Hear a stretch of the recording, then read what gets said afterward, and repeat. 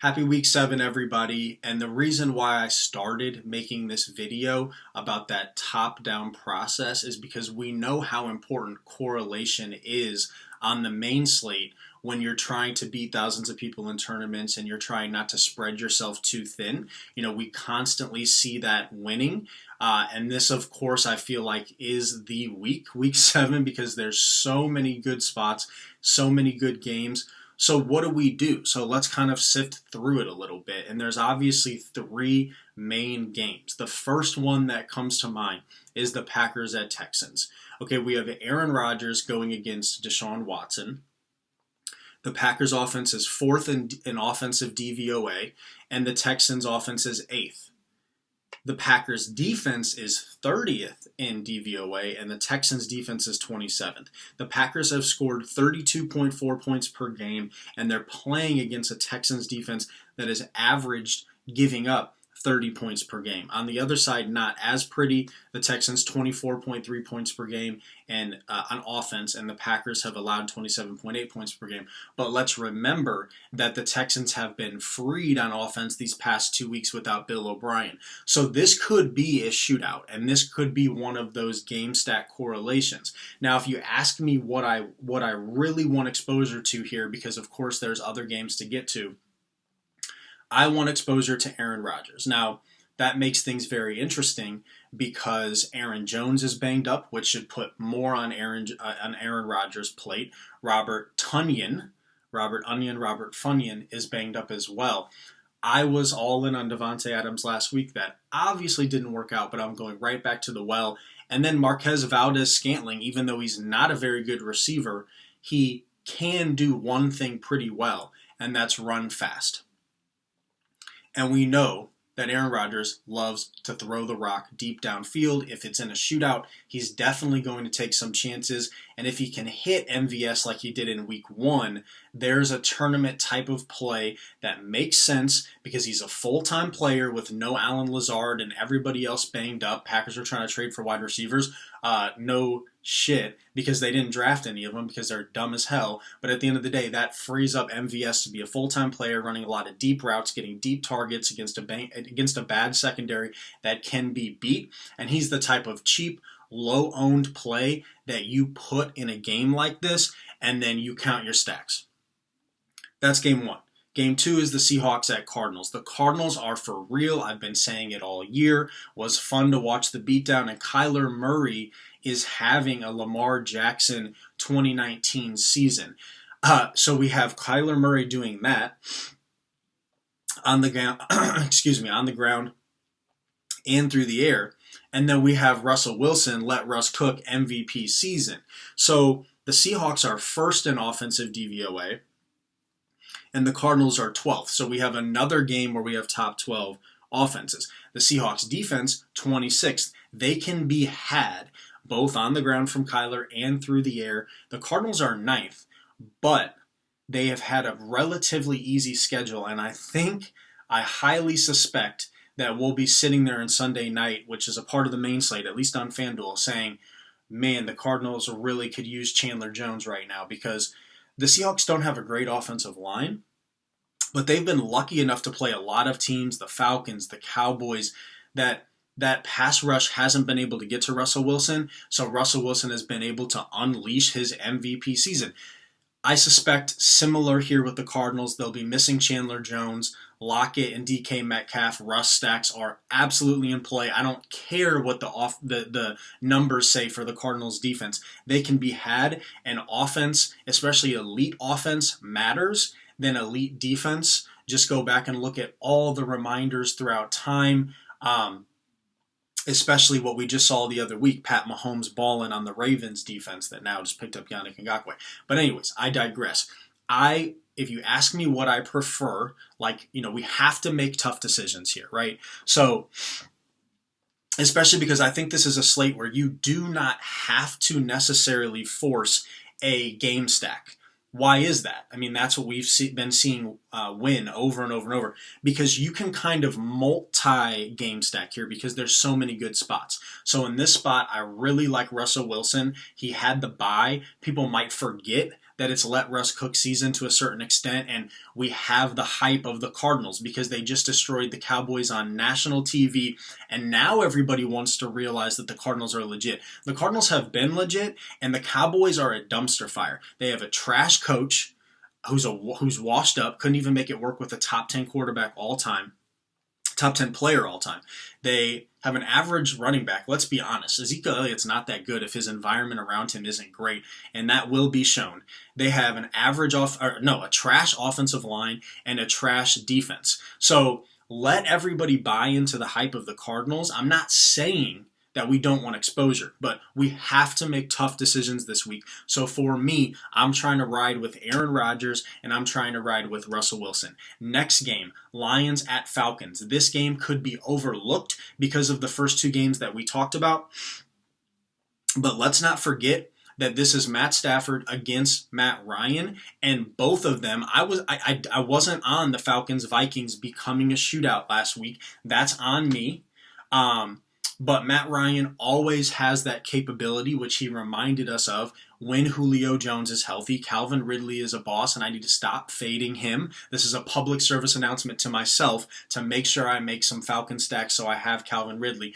And then on the other side, I was bullish on the Lions last week, and the frustrating part about it is it worked out, right? It worked out really well. They dominated Jacksonville just like we thought they would, but unfortunately the Lions decided they were going to have a running game for the first time in like 3, 4, 5 years last week, which took away Matt Stafford's ceiling. However, this could flip, and if this is a game where it becomes a shootout, because we have two defenses that we can attack. The offenses haven't been perfect. The Lions are 19th in offensive DVOA, and the Falcons are 22nd. So that, as much as exciting as the first two games have been with the offensive metrics of those teams, not as much here. However, the Lions are 23rd in defensive DVOA, and the Falcons are 25th. The Falcons are giving up 30.7 points per game, and the Lions are giving up 28.6 points per game. This could easily become a shootout because we know that Matt Stafford is a boss. Okay, I stand for Matt Stafford, and we know that Matt Ryan is a very good quarterback. He was having a rough stretch there, but righted the ship last week. Can he do it again? I'm not sure, but this is definitely a game where I want exposure. And if any of the games make sense as kind of an attack game stack for correlation, this one might be the one because, again, it's going to fall a little bit under the radar. Similar to what I said about MVS at the beginning, Marvin Jones, shout out to Kyle Borgognoni, I can never say his last name, with the Ballers here, and Matt Betts, they've been on that. Marvin Jones always finds a way to have those weeks at least a couple times a year and blow up, and this could be that spot. However, my guy is Kenny Galladay. Kenny Galladay hasn't blown up yet. He was injured to begin the year. He comes in and he's had some strong games, but nothing, to blow the top off. And I think this is a spot where that could absolutely happen. I think Kenny G is a top 5, at least a top 10 talent at wide receiver in the NFL. And this could be the spot where we get the 2 tutties, we get the 100 yards, we get the Stafford blow-up game. Danny Amendola's been on the injury report. They're not throwing to TJ Hawkinson and utilizing him throughout the entire field as much as we thought they would. And then even though DeAndre Swift went off last week, it was still a 3-man rotation. So we can't trust the running backs. So hopefully this is the week where we don't have to trust the running backs and we ride with Stafford and he actually delivers. And so I really like Stafford.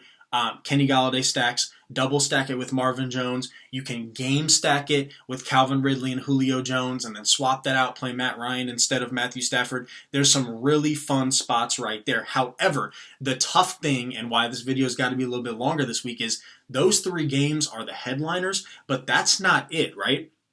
We have some teams in really good spots. The Saints are at home against the Panthers. Panthers, bad defense, continue to say it. They are 21st overall in defensive DVOA, and we know they can definitely be had in the running game. Alvin Kamara is a dual threat. Emmanuel Sanders is out because of COVID. Sounds like Michael Thomas isn't going to play. I don't know what's going on there. So this is going to be an Alvin Kamara show. Now, The interesting thing about that is, from a tournament perspective, he will be high owned. And so I don't think Kamara is a lock button play in tournaments, and that's what this video is all about. However, if you're making multiple teams, especially if we're getting to 5 to 10, you obviously want to have Kamara in at least a couple, but don't think he's a lock. The Saints are in a really good spot at home, though, so Traquan Smith, Jared Cook, they become in play as well. The Chargers, I probably should have led with this one because Justin Herbert, 4th in passing yards in the league per game, 6th in pass touchdowns in the league per game. The dude is balling. Okay, and he gets to play against the Jaguars, who are dead last in defensive DVOA, dead last in pass DVOA. Keenan Allen is back. Mike Williams is back and is a stud, and we got to see that on prime time. And Austin Eckler's out.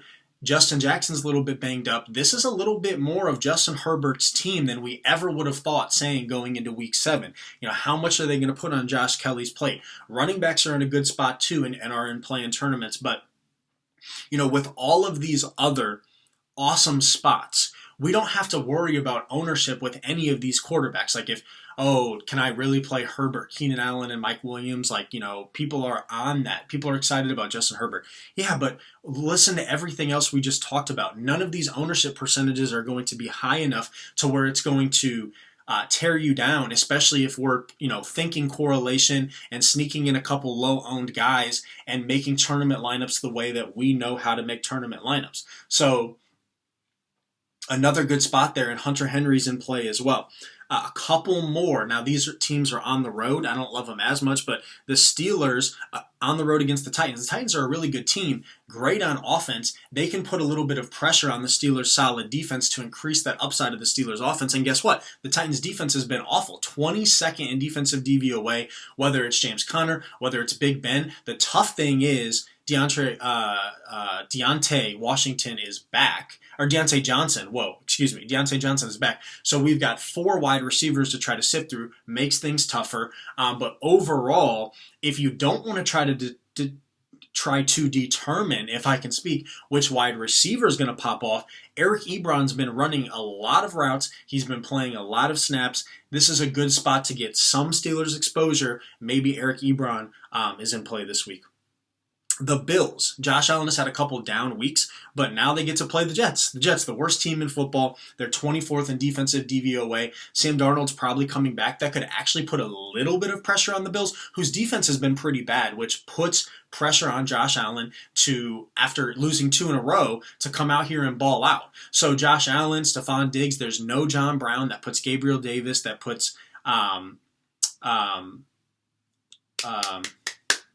Cole Beasley. That puts Cole Beasley in play as well. So there's that. And then, of course, I think it's only fitting that we end with this. The Chiefs. Patrick Mahomes, the best player in football, the best offense in football. We are talking about 13 minutes into this video. What does that tell me? What does that tell us? That tells us that, this is one of those weeks where you can get low ownership exposure to the best football player in the world. You can stack him with Kelsey. You can stack him with Tyreek Hill.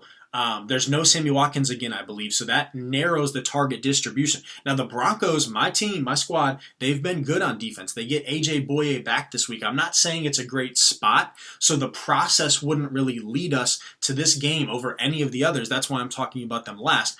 But the process, knowing that Patrick Mahomes, the best football player in the world, again, offense, elite offense, matters more than any defense, especially when you can get them at low ownership percentages. If you're making a lot of teams, you want to have some Chiefs stacks just in case everything else just does not go according to plan and everybody, or at least a lot of people, are on some of those different spots.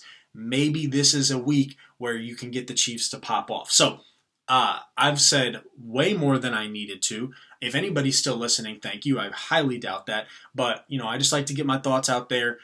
It's week 7, my favorite number, John Elway, Denver Broncos. Hopefully this is a good week for us. Hope everybody gets those stacks. Hope everybody gets those Benjamins. Happy week 7, everybody.